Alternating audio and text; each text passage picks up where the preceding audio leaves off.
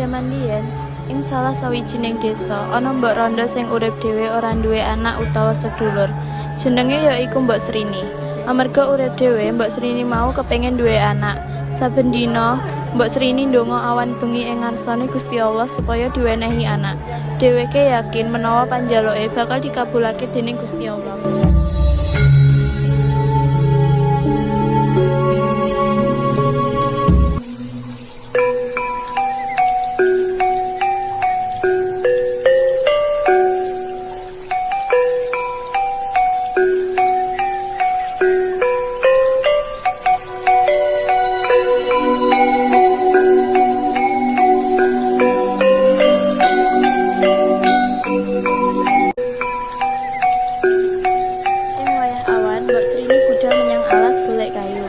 Sakwise golek kayu, nalika mulih ing dalan, Mbok Srini ketemu karo buta ijo. Ampun buta, aja mangan aku. Aku isih pengen urip.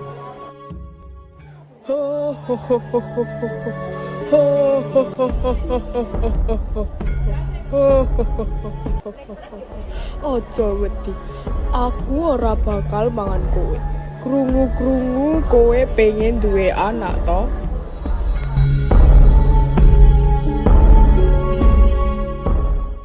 Bener buta, aku pengen duwe anak. Wes suwe aku ngenteni pengen duwe anak, nanging ora iso.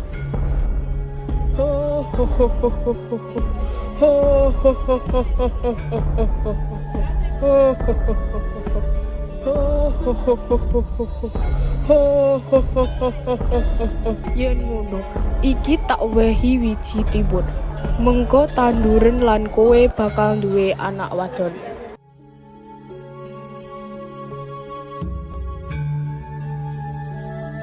Wah, tenan iki buta. Matur suwun ya. Nanging ilinga, yen anak iku wis gedhe, kowe kudu nyerahke nang aku. Dheweke bakal tak dadekne pangananku.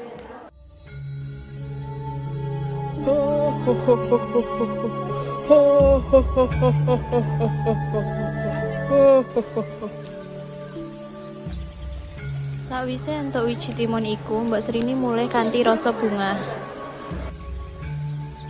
Tekan ngomah, Mbok Srini nandur wiji timun iku ana kebone. Wiji kuwi dirumat lan diopeni kanthi gemati. Disiram, diresiki sukete lan dirabuk supaya cepet tukul. Sawise tukulan dadi wit timun kang subur, wit timun iku mau wis padha uwoh. Ing antarane akeh woh timun, ana salah sijine timun kang aneh-anehi. Rupane kuning emas lan gedene sak guling. Timun iku banjur digawa mulih karo Mbok Srini lan dipecah ning omah.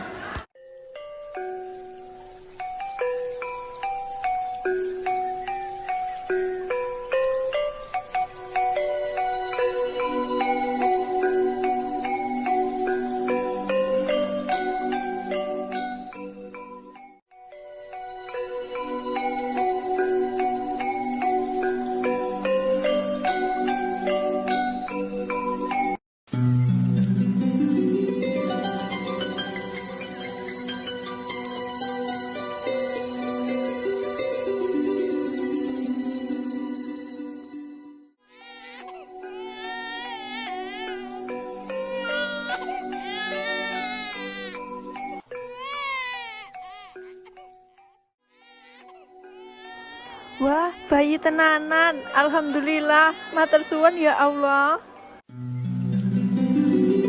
Mbok Srini bungah banget. Anak iku dijenengi Timun Mas karo Mbok Srini lan digendongi saben dina.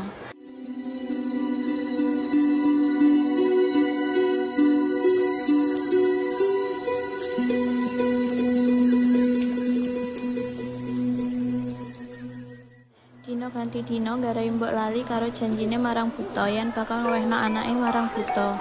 Mbok ngeramut Timun Mas dadi anak sing ayu, pinter lan nurut marang wong tuwa.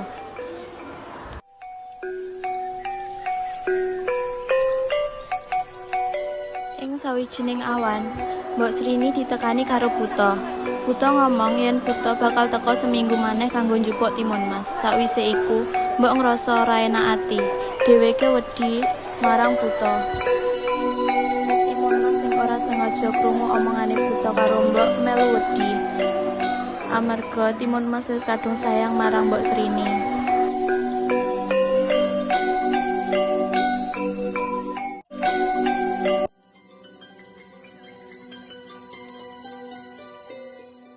Ing tengah wengi, Mbok Srini ngimpi ditekani karo kiai sing ngowahi solusi kanggo ngadepi buta ijo.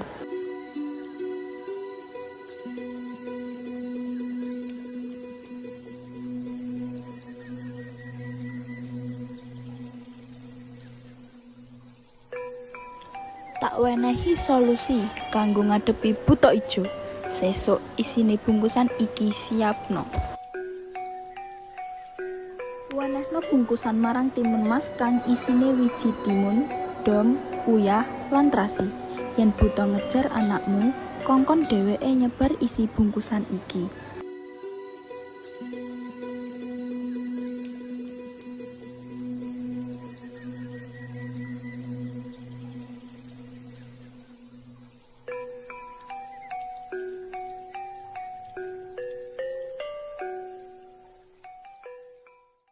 Pas dina nalika buta ijo arep njukuk Timun Mas, Mbok Srini ngowehne bungkusan marang Timun Mas kayata sing diomong kiai ing ngimpine.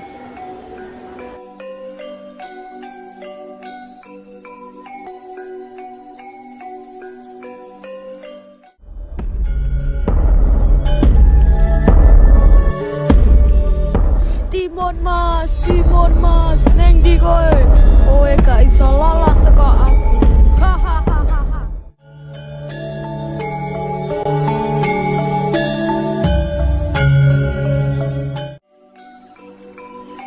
Aduh, enek buta ijo.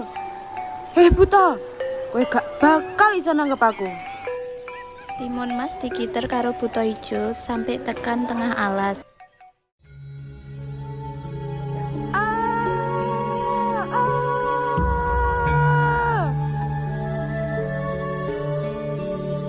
Timun Mas ngetokke kabeh bungkusan sing digawa mau kanggo ngelawan buta. Rasakno wiji timun iki. Kapisan Timun Mas nguncalne wiji timun kang tukulan ngrambat ing awake buta nanging ora mempan.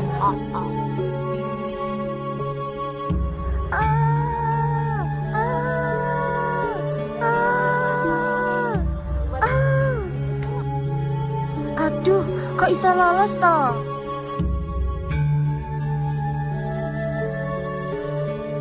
Kapindo Timun Mas nguncalne dom kang tukul dadi pring sing ngelilit buta nanging isih ora mempan. Rasakno dom iki.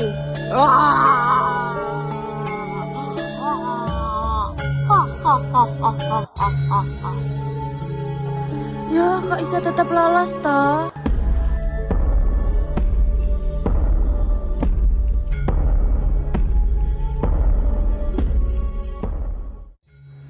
Rasakno uyah sing bakal dadi lautan iki. Ketelu Timun Mas nguncalne uyah lan dadi lautan nanging buta isih iso lolos.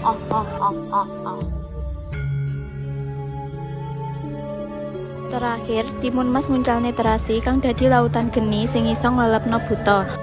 Aduh,